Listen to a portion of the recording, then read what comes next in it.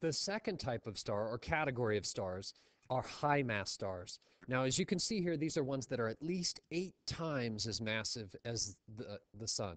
And some of them can be 10 or 100 or even 1,000 times as massive as our sun.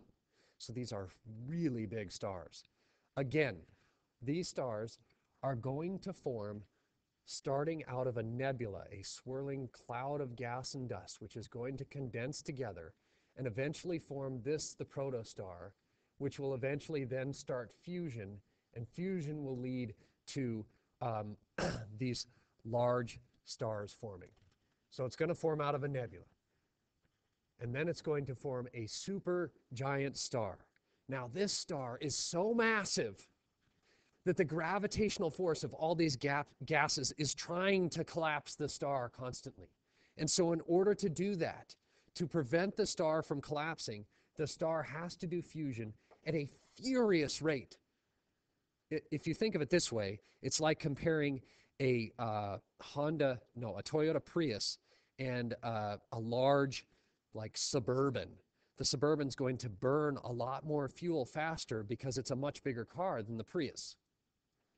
And so stars are the same way. In order to keep collapsing, it has to keep doing fusion at this crazy rate.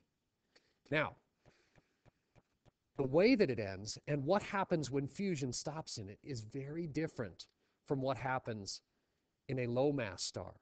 Because when it collapses, the gravitational force is so violent that it collapses in on itself. And then if the mass is not great enough, it will collapse down. Well, it happens in a fraction of a second. It collapses down and it causes this supernova explosion. And then it rebounds on itself and explodes outward, and this all happens in the fraction of a second.